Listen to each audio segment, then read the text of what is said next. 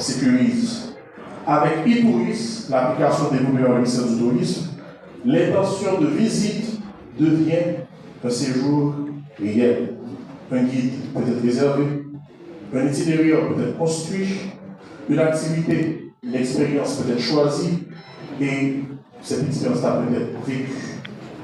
C'est la transformation directe de la visibilité en activité économique. Le quatrième outil, c'est la base de données de tous les centres de formation qui fournissent des formations en hôtellerie, hébergement, tous les métiers du tourisme.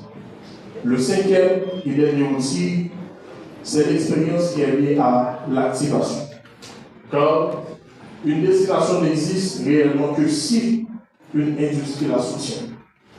Pour ça, le ministère du Tourisme a conçu Tourisme Hub.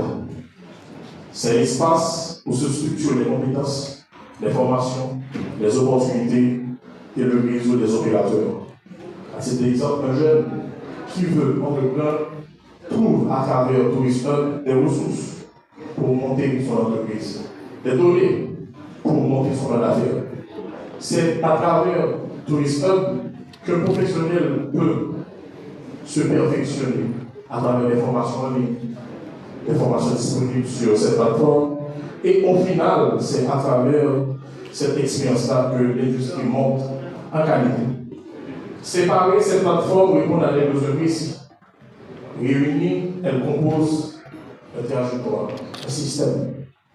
Et cette trajectoire, c'est découvrir, comprendre, planifier, activer. Et au terme de cette trajectoire apparaît une réalité nouvelle. Le pays devient visible, lisible, planifiable, peut être visité et on peut y investir facilement.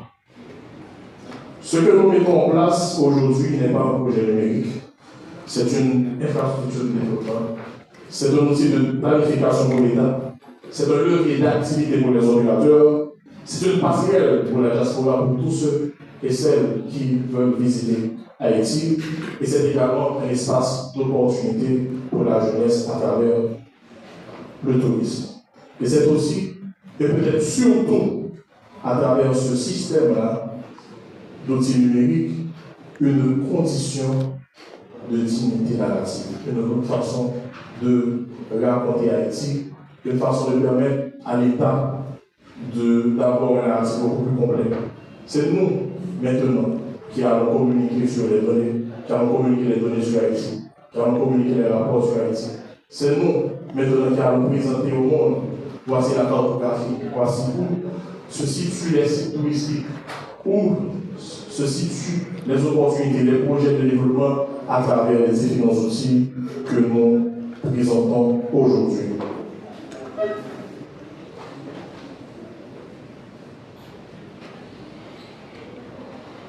C'est le moment où Haïti doit se projeter, non pas dans les discours, mais dans les outils concrets. C'est cela. Cliquer sur Haïti. Non pas un clic sur un écran, mais un clic sur un pays.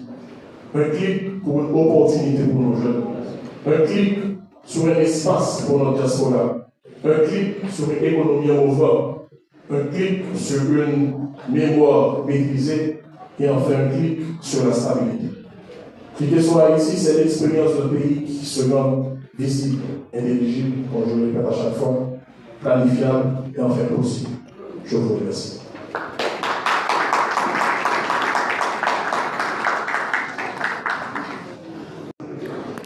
Et pour cela, il faut déplacer les piliers. C'est dans cette ère que j'ai l'honneur d'inviter le ministre du Tourisme, John-Éric Dessos, pour ses mots de circonstance. Merci de l'applaudir et de vous le remercier.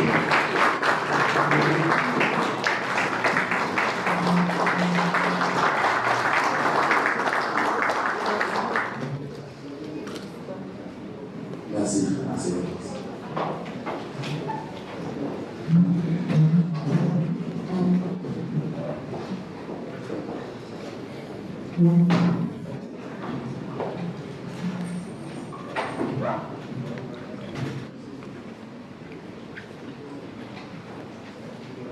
Je salue la présence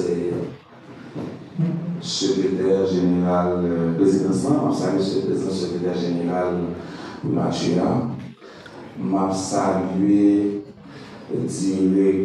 directrice et directeur généraux qui là, je salue la présence représentant Association touristique d'Haïti, qui est notre plus gros partenaire tourisme, touristique en Haïti en général, et le ministère du tourisme en particulier. Je salue représentants et tout représentant du ministère, tout le cabinet, tout le cadre. Je salue commissaire et auxiliaire là, et M. Daboli Toumayo, donc on est jamais nous. Je salue tout Sami, la presse qui là, et tout le net, et peuple haïtien en général. Et m'a commencé par expliquer que dans le principe par nous, dans le ministère du tourisme, nous gardons le verre à moitié rempli.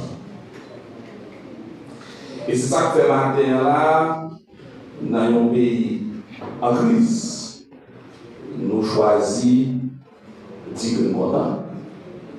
Et nous choisissons de parler de positivité et le pas que nous avons fait pour aller vers le progrès et le développement d'une industrie que nous avons qui c'est un plus gros pilier pour nous aller vers ça, nous l'économie de la production, parce que nous avons besoin dans un premier temps. 2, pour nous faire le développement économique durable. Et 3, pour nous sortir dans la crise dans la conjoncture. Nous avons maintenant une opportunité de plus pour nous placer le tourisme dans cette plus grosse réflexion, plus grosse discussion, mais surtout plus grosse décision que nous avons prendre pour développer le pays qui a un développement, qui a besoin de développer, et c'est tout le monde que nous voulons en faire ensemble. Sujet que nous avons débattu matin, l'outil qui va présenter là au matin, montrer que nous déjà lancé et nous continué avec réflexion ça autour de grandes industries. Ça m'a fait nous remarquer très rapidement que depuis longtemps, chaque fois qu'on a un monde dans le ministère du tourisme à parler, autant de dire industrie touristique, pas dans le secteur. Nous choisissons comme ça parce que nous trouvons que le secteur est trop réducteur, alors que nous sommes une industrie multisectorielle, de la même envie transversale encore, parce que nous touchons directement l'ensemble de notre secteur de travail avec eux. Il y aurait une action, il y aurait des incidences sur le tourisme, autant que le tourisme lui-même est capable de gagner des incidences sur lui. À titre d'exemple, il y en a des vies de taille que la République a semblé bien, je dis, on dit semblé bien, qui se défient insécurité, qui est capable de gagner une grosse incidence sur le tourisme, que nous tous considérons qu'il y a une grosse incidence sur le tourisme, et dans la